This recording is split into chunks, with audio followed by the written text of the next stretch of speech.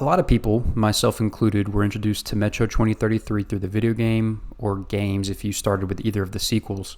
And if you are one of these people, like me, you found yourself so enthralled by the atmosphere or the gameplay or the story that you wanted to pick up the book to immerse yourself into the material that inspired this beheld series. So you purchased the book and went into it expecting a lot of violence and action, and you were proven wrong.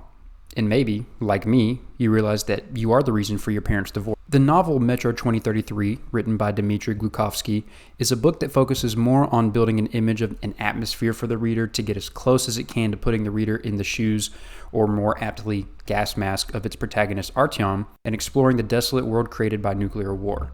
Whereas the video game of the same name, which most of you are probably more familiar with, is much more action-oriented and streamlined, which makes sense. The game would need to be fun to play if it wants to sell well, in most cases, that is.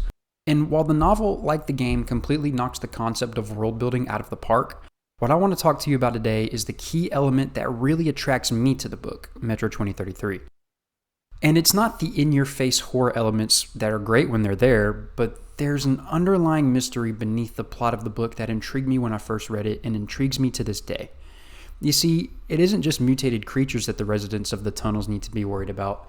Residents of the stations, Artyom included, often hear stories of what happens to people who venture too deep within the tunnels alone, be it singing pipes that carry the voices of the dead, or strange magicians, or even strange lights on the surface that hypnotize anyone foolish enough to stare at it for too long. To the average person who has never left the station, this is all they are, stories. But what the reader finds out through the eyes of Artyom is that there may be some validity to these claims. And while I first explored these occurrences with Artyom on my first read back in 2020, the question that lingered in my mind was this: are these phenomena experienced by Artyom on his journey through the Metro really supernatural occurrences brought on by the sudden death and destruction of the nuclear fallout? Or are there physical explanations for all of these occurrences?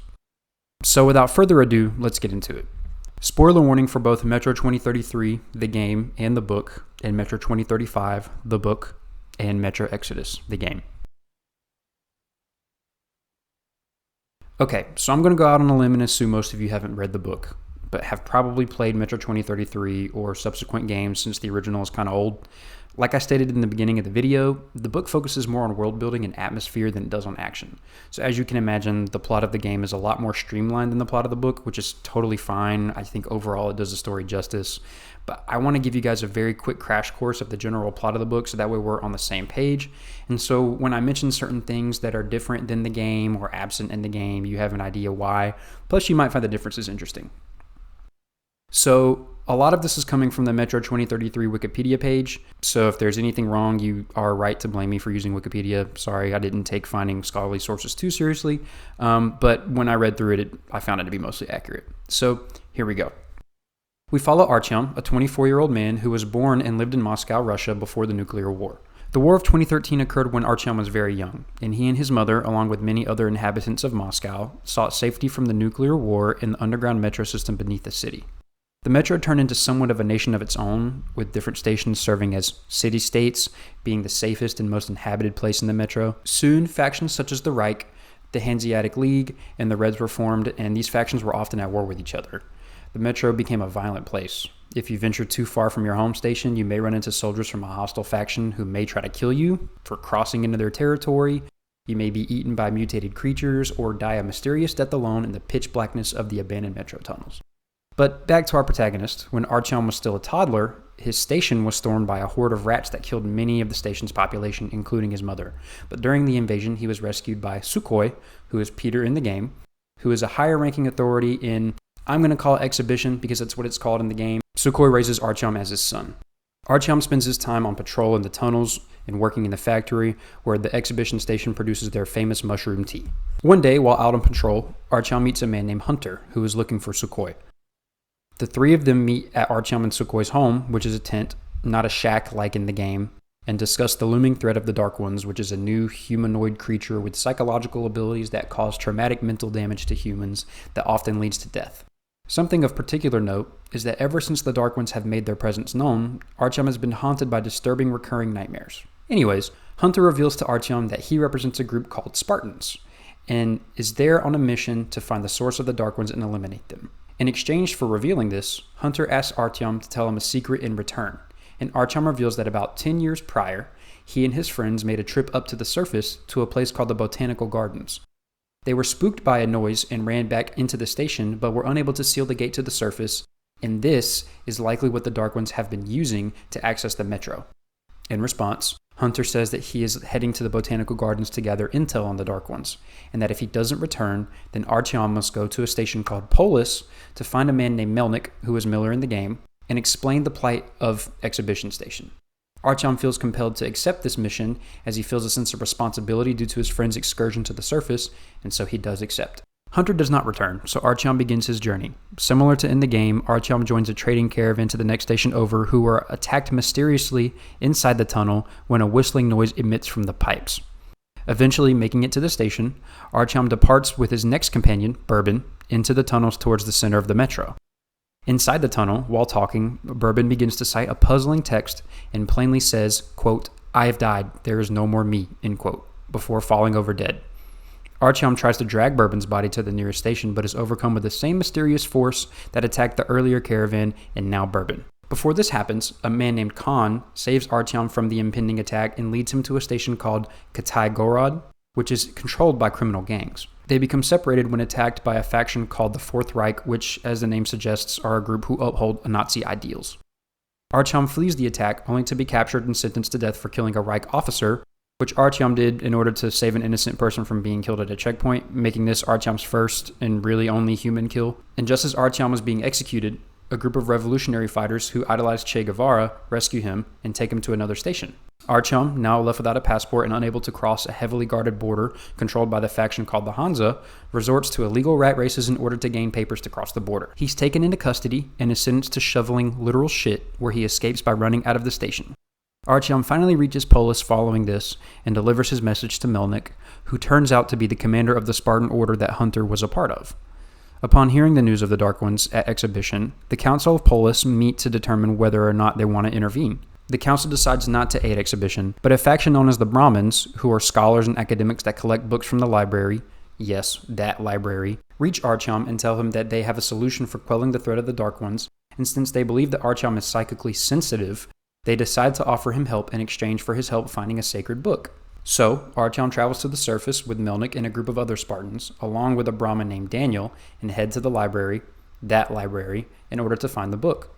Just like in the game, the library is haunted by mutants called librarians that are very similar to the librarians in the game, except for one disturbing detail that we'll get to later on in the video. Before finding the book, Daniel dies, but gives Artyom what the Brahmins promised him in exchange for his help anyways, which is an envelope containing directions to a missile silo via Metro 2, a secret set of tunnels.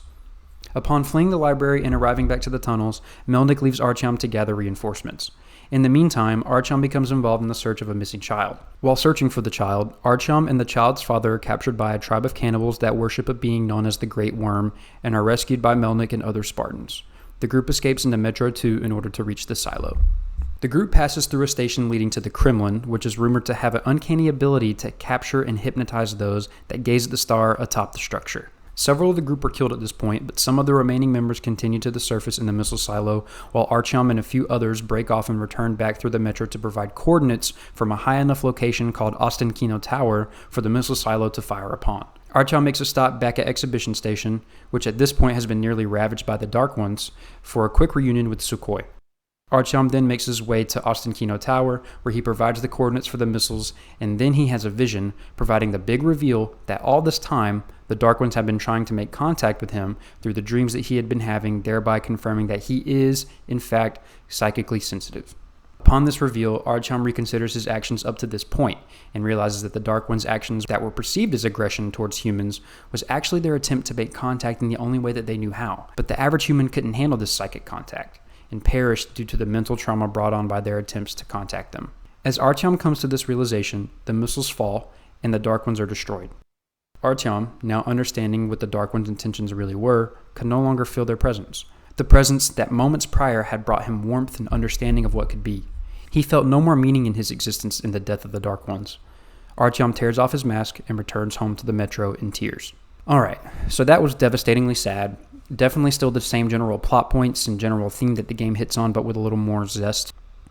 But with all that out of the way, let's start to break down some of the scenes that I spoke about and get into some of the eerie mysteries presented to us throughout Artyom's adventure.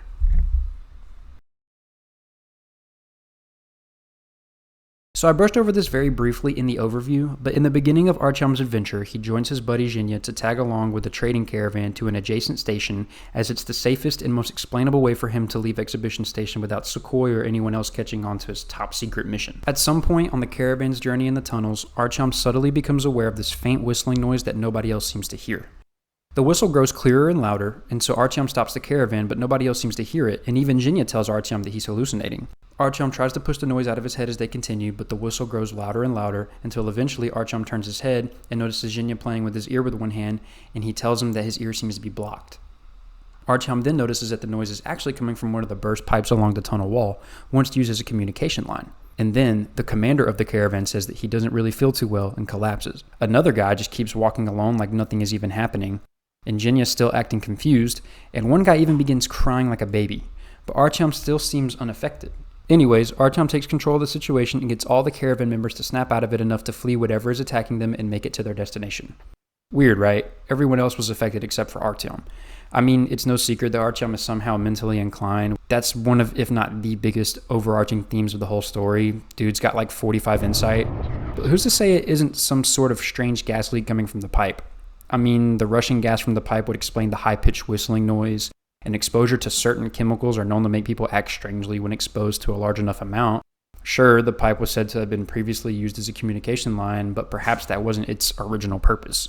Maybe now it became sort of a makeshift communication line after the bombs fell, but maybe its original purpose was to carry some gas that has hallucinogenic effects when consumed in large quantities, and something occurred somewhere deep inside the metro to cause the gas to expel just whenever Artyom and others were passing through. But would some gas really cause a man to cry like a baby, and one to just keep walking in a trance-like state like nothing is happening, and seemingly have no effect on someone else, that someone else being Artyom? Perhaps it really was the whispers of the damned, the souls trapped beneath the earth for eternity in the metro beckoning our caravan to join them.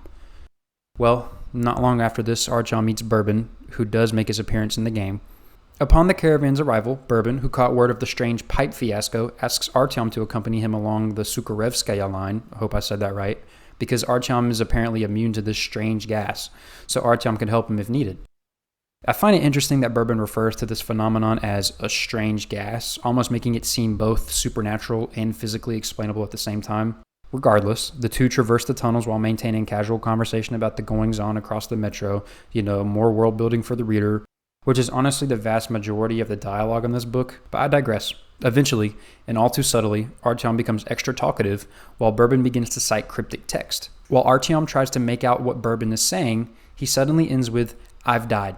There's no more me," and suddenly falls dead. Artyom begins to panic, and while fighting what seems like some other psychic attack, he attempts to drag Bourbon out of the tunnel to try and save them both from whatever entity, if any, is among them in the tunnel. However, Artyom tries to no avail, and suddenly a strange man named Khan arrives, takes Bourbon's backpack, and leads Artyom to safety. Was this another gas attack? Did Bourbon succumb to the same strange gas that caused Artyom to panic? The book puts so much emphasis on how almost physical the darkness of the metro is, and draws so many metaphors on the loneliness and dreadful atmosphere of the tunnels, and how it's so invasive that it almost seems like they come to life to torture those who dare tread them alone. But haven't we all felt that? Maybe when you're walking through the woods alone, or on an empty street at night, even though you convince yourself that you're not scared, you gradually become more alert, and eventually you can't be sure if you're hearing the echoes of your own footsteps in the silence of the night, or if someone is stalking you from behind. So you panic and break out in a sprint. Or maybe I was just a little bitch as a kid. Maybe that happened to Artyom. Maybe that happens to all of the unfortunate souls we read about in the book. Maybe they lose their mind traversing the dark, never-ending tunnels alone, and all perceived threats that they claim to experience in the tunnels are just products of their own paranoia. Khan is certainly an interesting part of the story. While I like what Glukhovsky did with this character and enjoy speculating on some of the mysteries surrounding him, I can't really say that the mystery of who or what he is my favorite enigmatic aspect of Metro 2033. It almost feels to me like Khan was written as a plot device. And even though in the video game that's much more obviously the case, with Khan being this mystic moral figure that gives Artyom and subsequently the player character cryptic answers in order to help us seek the Dark One's true intention, I feel like Khan was suited better for that role in the game than in the book. It plays more into the moral system in the game, where if you do enough good things, you can get the good ending by saving the Dark Ones, and if you kill more people and don't do enough good things or even do bad things like paying for a prostitute, you get negative karma and are locked out of the good ending. But I digress. Now, I don't want to spend this entire segment critiquing Khan's character, but I just wanted to throw my thoughts out there before we get into it, just in case it becomes apparent to you that I don't really love Khan's mystery. But I feel like it would be wrong for me not to include him in a video about the mysteries of the book, because fans of the novel itself probably would be mad if I didn't include it. So, just wanted to throw that out there. So after Bourbon's death, Khan makes a miraculous first appearance and guides Artyom out of the tunnels to a safe place out of the tunnel. And for the first time in the book, Artyom falls into a dreamless sleep. So we are already deducing from this that A, like Artyom, Khan has some sort of resistance to whatever force is attacking him in the tunnels, and B, that his presence acts as a sort of shroud for those around him, as Artyom doesn't experience any nightmares after napping upon being rescued by Khan. Because if you remember, since the arrival of the Dark Ones, Artyom has been experiencing nightmares. Well, after Artyom wakes up, Khan introduces himself as Khan, the last incarnation of Genghis Khan. Upon hearing this, Artyom is confused, and rightfully so. Artyom asks him why he goes by Khan, not Genghis, as Khan isn't really a surname, it's more of an assignation or a title. Khan doesn't really answer and just says that he's the last incarnation of Genghis Khan, and after that there will be no more reincarnation as humanity has gone too far and reached its end. There is no more time spent on this subject. This is such a weird but admittedly fascinating detail of Khan's character that I do kind of enjoy, so let's explore it. Why does Khan believe that he is the last incarnation of an ancient conqueror who by modern standards was a pretty awful and violent person? Especially considering that in some nations, Russia included, Genghis Khan is revered as a savage and cruel individual. Does Khan draw this connection solely to provide context to Artyom and subsequently the reader that humanity is nearing its end and that no physical reincarnations will ever occur? Well, it is said that Genghis Khan was a highly influential and charismatic individual who could gain followers with great ease. Our Khan in the book is certainly influential, as seen in scenes in the book where Khan manages to convince deprived savages in one station to not murder either of them, and he did convince Artyom to follow him out of the tunnel, though I'm not sure Artyom had much choice. Also, skipping to way later in the story, when Artyom returns from the surface and finally reunites with Sukhoi, Sukhoi tells him that a man came to him days before and told him not to worry, and said with certainty that Artyom is on his way back and would return. And Sukhoi said that the man, who we deduce is Khan, spoke with such certainty that Sukhoi believed him, and sure enough, Artyom did return. Another aspect of the real-life Genghis Khan is that it is said that in many ways he revolutionized the way the Mongols lived and fought, and that he had a knack for sensing ability in those that could go on to be commanders among his ranks. Similarly, an argument could be made that Metro's Khan could be attempting to usher in this supposed new age of coexistence of humanity with new creatures and beings created by the atomic bombs, such as the Dark Ones and the spirits of the dead, doomed to the tunnels for all of eternity. One last thing on Genghis Khan is that it's said that he believed that the Mongolian deity Tingri, hopefully I said that right, had laid before him a great destiny, and that he and his followers believed that he had some special connection to the heavens, and that this belief empowered him and allowed him to justify some of the horrific acts that he committed. Could we argue that Khan also feels some spiritual connection? Absolutely. He makes it quite obvious even if he doesn't say it directly. It's a bit harder to identify in the book, whereas in the game, we, the player, and Artyom see Khan interact with the silhouettes trapped in the tunnel. We walk through the crowds with them while Khan keeps them at bay. The book is slightly more subtle with this connection, but it's very much there. Now, it also isn't far-fetched to say that maybe Khan has this idea that he's spiritually in tune, but maybe he really isn't. I mean, do you think that Genghis Khan was actually given a purpose in life by the literal deity? Well, I guess that depends on your religious values. Maybe you do, maybe you don't. But we do know that one of Khan's statements is not entirely correct. Not to get too outside of the book, Metro 2033, but spoilers for Metro 2035 and Metro Exodus, we do know that at some point, Artyom and other inhabitants of the Metro leave the tunnels and find a place on the surface that is actually inhabitable. So Khan's idea that reincarnation has ended? Well, you'd have to believe in reincarnation to make a distinction whether he's right or wrong, but humanity presumably did not end the way that Khan thought it would, going by the events of the last book. Now, I understand that if you want to follow what we're given in the first book, it's a lot more up in the air, but I did want to explore the possibility that Khan isn't perhaps a mystic the way the book makes him out to be. But anyways, Khan is a good character and a fun mystery to try and solve, even if I think he is a plot device. Also, this shot of Khan at the church in the game goes hard to me. Only on my most recent playthrough when I was recording footage for this video, I realize the symbolism with the murals behind both Khan and Miller. Behind Khan, the mural is barely faded with all the figures unobscured looking down upon him. But behind Miller, all the faces are burnt off or melted off, and the lighting is bleak.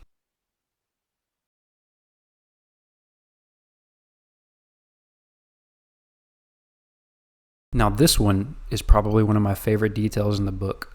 Now, admittedly, it isn't necessarily a mystery that is left unsolved, but as you read the book, this strange detail becomes introduced as talks of superstition, and the reader later figures out the truth behind the claims. So, in the book, there's this phenomenon where stalkers who gaze at the red star atop the Kremlin become stuck in a sort of hypnotic trance, which usually somehow leads to their mysterious death, and at some point, Artyom reads a book that discusses how these red stars are actually pentagrams that contain powerful demons. Well, upon reading this, Artyom has a dream where he is on the surface and happens to look at the stars and does get stuck in a hypnotic trance where he is compelled to go towards them. Well, eventually, later on in the story, when Artyom and company are underground within Metro 2, they find themselves in the station directly below the Kremlin where they descend a set of escalators and slowly feel some strange psychic influence. They look down the path of escalators and see this large biomass waiting for them. The group flees the escalator and seeks safety atop a train car where the biomass moves to surround them. The mass then attacks them physically, but also causes some sort of compulsion to jump off the train car into the biomass and let it slowly consume them. Two of the group do eventually jump to their death before one of the gang shoots a flamethrower canister at the mass, causing it to flee.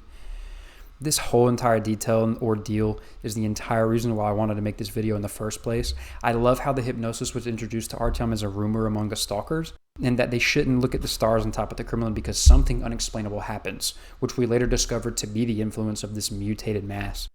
There's still some mystery surrounding the mass, such as, does the creature actually use the stars of the Kremlin as a vessel to emit its psychic influence? Or is that just what happens when the stalkers look in the general direction and the influence takes effect? But beyond that, I love the symbolism of this iconic national monument being hypnotic to the people of the Metro.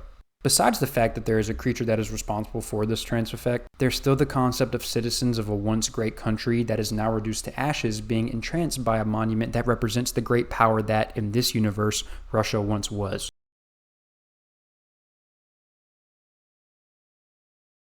In the chapters before the ones we just covered, which include the Kremlin phenomenon and the biomass beneath, Artyom encounters a cult known to the readers as Savage Cannibals of the Great Worm, or the Great Worm Cult. As the name suggests, the cult consists of violent cannibals who worship a deity known as the Great Worm, which they believe created the tunnels of the Metro via burrowing. The group blames technology for bringing on the current state that the world is in, and thus are superstitious regarding technology. For example, they don't approach D6 on certain days of the week in order to not provoke the Great Worm. However, it's never actually confirmed in the book whether this worm even exists. Artyom never encounters the worm directly, if at all. In one scene, Artyom and the Spartans approach the large, closed door in D6, where Artyom hears some massive thing moving behind the door. Pavel, one of the rangers accompanying Artyom at this time, suggested it could be a large drilling rig. There are also some who theorize that the noise heard is an automatic train within D6 that the group encounters later. Some also believe that the Great Worm is actually the aforementioned biomass beneath the Kremlin, seeing as how the group also encountered it in the events following their run-in with the cult. I would almost be inclined to believe that the Great Worm is synonymous with the biomass, if not only for the locations of both the cult and the biomass being relatively close together, but also because the cult are associated with hypnosis, as there are a number of hypnotists within the cult who try to convert people to their beliefs. So before I get to this part, I just want to implore you guys that if you had any desire to read Metro 2033, please stop the video here and pick up the book and come back if you'd like. The scene that I'm going to talk about is, in my opinion, the scariest scene in the entire book. So this is your fair warning that I'm going to spoil what I think is the peak of Metro 2033. Alright, so if you're still here, let's continue. Artyom, Melnik, and the Brahmin named Daniel enter the library to find a book in exchange for Artyom to receive information that will help him defeat the Dark Ones. And who do we encounter in the library? Yeah, the librarians. The same librarians from the game, but the ones in the book are far more capable and unnerving. See, Artyom and Daniel set out as a pair to find the book. While running through various aisles, Daniel has to stop to tie his shoe. He has a difficult time doing so as he's wearing a mask and thick gloves, and what ensues after is nothing short of horrifying. Daniel tapped him on the shoulder and directed the flashlight at his boot. A long lace, which the Brahmin wasn't too good at tying, dragged behind him on the floor. While I tie this, you go on ahead and take a look. Maybe you'll hear something after all, he whispered and squatted down. Artyom nodded and proceeded to move ahead slowly, step by step, looking back at Daniel every second. Daniel was having a difficult time. It wasn't as easy to tie slippery lace while wearing thick gloves. Moving forward, Artyom first shone a light down the endless row of shelves to his right, then sharply threw his beam to the left, trying to catch sight of crooked gray shadows of librarians in the rows of dusty and age-warped books. Having moved about 30 meters ahead of his partner, Artyom suddenly distinctly heard a rustling 2 rows ahead of him. His rifle was already at hand, so he pressed his flashlight against the barrel and with one bound was at the corridor where he reckoned someone was hiding. He saw 2 rows of shelves, crammed to the top with volumes receding into the distance. Emptiness. The beam darted to the left. Maybe the enemy was hiding there. In the opposite direction, emptiness. Artyom held his breath, attempting to attentively distinguish the slightest noise. There was nothing, only the illusory murmuring of pages. He returned to the passageway and threw his beam to where Daniel was struggling with his bootlace. It was empty. Empty? Not looking where he was going, Artyom rushed back. The spot of the light from his flashlight jumped frantically from side to side, illuminating row after row of identical shelves in the darkness. Where had he stopped? 30 meters, about 30 meters, he should be here. But there's nobody. Where could he have gone without first telling Artyom? If he had been attacked, why hadn't he resisted? What happened? What could have happened to him? No. He had already gone back too far. Daniel should have been a lot closer, but he wasn't anywhere. Artyom felt he was losing control of his actions and that he was starting to panic. Stopping at the same place where he had left Daniel to tie his bootlace, Artyom leaned his back limply against the shelf. Suddenly, from the depths of the bookshelf row, he heard a quiet, inhuman voice that broke off into an eerie squawk. Artyom. Suffocating from fear and almost unable to see anything through his fogged mask, Artyom turned abruptly towards the voice and, attempting to keep the corridor in his rifle's unsteady sights, he moved forward. Artyom. The voice was just around the corner. Suddenly, a thin fan of light cut through a shelf, leaking between some loosely shelved books at floor level. The beams moved back and forth, as if someone was repeatedly waving a flashlight left and right. Artyom heard the jangling of metal. Artyom. It was barely discernible, but this time it was a familiar whisper, and there was no doubt the voice belonged to Daniel. Artyom cheerfully took a broad step forward, hoping to see his partner, whereupon the same eerie guttural squawk he had heard initially split the air not more than 2 paces away. The flashlight beam continued to pointlessly rove over the floor, back and forth. Artyom, the strange voice repeated the call. Artyom took another step, glanced to the right, and felt the hair on his head stand on end. The row of shelves ended here, forming a niche, and Daniel sat on its floor in a pool of blood. His helmet and gas mask had been torn off and were lying on the floor some distance away. Though his face was as pale as that of a corpse, his open eyes were conscious and his lips attempted to form words. Behind him, half merged into the gloom, there hid a humped gray figure. A long, bony hand covered with bristly silver fur, and not a paw, but a real hand with powerful incurved claws, was pensively rolling the flashlight that had dropped to the floor and now lay half a meter from Daniel. The other hand was buried in the ripped-open belly of the Brahmin. "You're here," whispered Daniel. "You're here," rasped the voice behind Daniel's back, with the exact same intonation. "A librarian. Behind me. I'm dead anyway. Shoot. Kill him," Daniel said in a weakening voice. "Shoot. Kill him," repeated the shadow. The flashlight once again deliberately rolled on the floor to the left, only to return to its starting point to repeat the cycle yet again. Artyom felt he was losing his mind. Melnick's words about how the sound of gunshots could attract the nightmarish monsters churned in his head. "Go away," he said to the librarian, not expecting, however, that he would be understood. "Go away," came the almost affectionate reply, but the clawed hand continued to search for something in Daniel's stomach, causing Daniel to groan quietly, while a drop of blood drew a thick line from the corner of his mouth to his chin. "Shoot," said Daniel, louder, having gathered some strength. "Shoot," demanded the librarian from behind his back. Should he shoot his new friend himself and, in doing so, attract other creatures, or should he leave Daniel to die here and run while there was still time? By now it was doubtful that Daniel could be saved. With his ripped open belly and eviscerated entrails, the Brahmin had less than an hour left. A pointed gray ear appeared from behind Daniel's tip-back head, followed by a huge green eye that sparkled in the flashlight's beam. The librarian slowly looked out from behind his dying partner, almost shyly, and his eyes sought Artyom's. "Don't turn away. Look right there, right at him, right in his pupils." The pupils were vertical, those of an animal, and how strange it was to see the vestiges of intelligence in these sinister, impossible eyes. Now, up close, the librarian in no way resembled a gorilla or even a monkey. His predatory face was overgrown with fur. The mouth was full of long fangs and reached almost from ear to ear, while the eyes were of such size that they made the monster unlike any animal Artyom had ever seen, either in real life or in pictures. It seemed to him that this went on for a very long time. Having plunged into the creature's gaze, he could no longer tear himself away from those pupils. Only when Daniel emitted a deep, lingering groan did Artyom snap out of it. He placed the tiny red dot of his sight directly on the unkempt gray fur of the librarian's low forehead and thumbed the selector of his rifle to semi-automatic fire. Upon hearing the soft metallic click, the monster spluttered angrily and again hid behind Daniel's back. "Go away," it said suddenly from behind Artyom's back, mimicking Artyom's intonation perfectly. Artyom woozily stopped in his tracks. This time, the librarian hadn't just echoed its words. It was as if he had remembered them and understood their meaning. Could this be? "Artyom, while I can speak," Daniel started to speak, having gathered his strength, attempting to focus his gaze, which grew cloudier with every minute. "In my breast pocket, an envelope. I was told to give it to you if you found this book. But I didn't find anything." Artyom shook his head. "Didn't find anything," echoed the eerie voice behind Daniel's back. "It doesn't matter. I know why you agreed to do this. It wasn't for you. Maybe it'll help you. It doesn't matter to me if I obeyed the order or not. Just remember this. You can't go back to Polis. If they find out you came up empty-handed, and if the military finds out, go through other stations. Now shoot, because it really hurts. I don't want, hurts." Mixing the words, the librarian repeated, hissing, and his arm made a sudden movement in Daniel's ripped stomach, which caused the latter to jerk convulsively and cry out with all his might.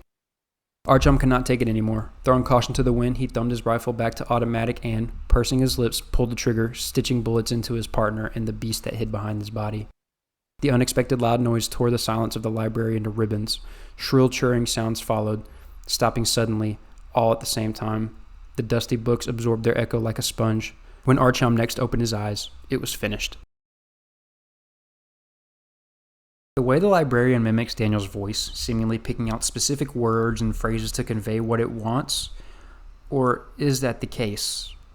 Is the librarian sentient, and does it know which words it means to use, or are we, the reader, along with Artyom, playing it up in our head, attempting to rationalize the librarian's speech when in reality it's just repeating speech mindlessly? It's so unnerving to think about, and the fact that it's never really confirmed whether the librarians mimic speech intelligently or not make this one of the most unnerving and interesting mysteries within the book. Another thing to note while we're talking about the search is the Brahmin's belief that they hold psychic powers and can hear books. Some readers think that the Brahmin and likely other inhabitants of the Metro are solely superstitious out of desperation and the need for hope in this bleak, dying world. While doing research on the Brahmin within the novel, I stumbled across a Reddit thread in the Metro subreddit created by Sir Tibby that mentions a method of fortune telling that the Brahmin have that involves grabbing a random book in the library.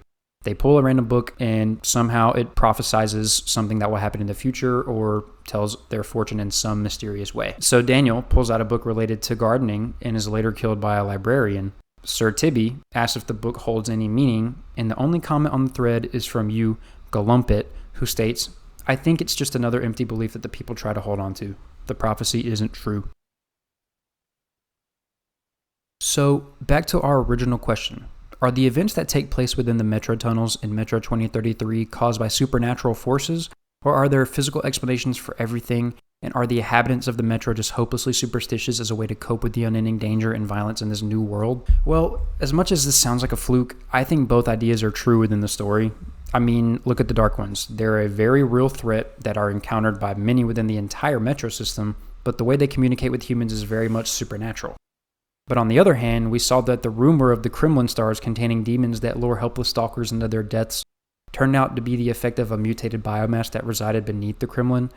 And while the hypnotic effect certainly is supernatural, its existence is proof that there is a physical explanation for some of the rumors that pass through the tunnels. Beyond these mysteries, all throughout the entire book, there are these undertones of this theme that the Metro is a living organism, that it's alive, and that the tunnels swallow people. Hunter draws this metaphor and Artyom asks him why they call him Hunter. Hunter explains that he's like an antibody that eliminates all threats inside of the living cell that is the Metro. When Artyom goes into the botanical gardens as a child, he even sees moving flesh-like substance on the walls of the Metro. Hell, in the game at certain points you can even hear what sounds like these massive deep breaths being echoed across the tunnels. I love this idea that the Metro has become this giant stomach that swallowed the remnants of humanity whole as they desperately cling onto the life they once knew on the surface. That when the bombs dropped, the line between the living and the dead was fissured in the metro, and that it is now this unholy place where strange, unexplainable occurrences happen. Or maybe that's just how people cope with the unbelievable fact that the world they once knew was destroyed. How they cope with the fact that they will spend the rest of their days living underground without the sun, eating mushrooms and pigs for the rest of their miserable lives. Maybe Khan's mysticism is how he copes with the fact that nuclear radiation has caused forced evolution of certain creatures that now have abilities that humans just can't fathom. And his special sensitivity to these things is just a delusion created for him to find some silver lining in this dying world. So let me know what you guys think. If I missed details or got something wrong, please let me know. I read this book once during COVID, which was enough for me to know and remember what I wanted to talk about, but a lot of the research I did was based on the Wikipedia summaries and reading small portions of the book to refresh myself on the details. So if anything is off or incomplete, you wouldn't be wrong for pointing it out or correcting it in the comments. But anyways, thanks for watching.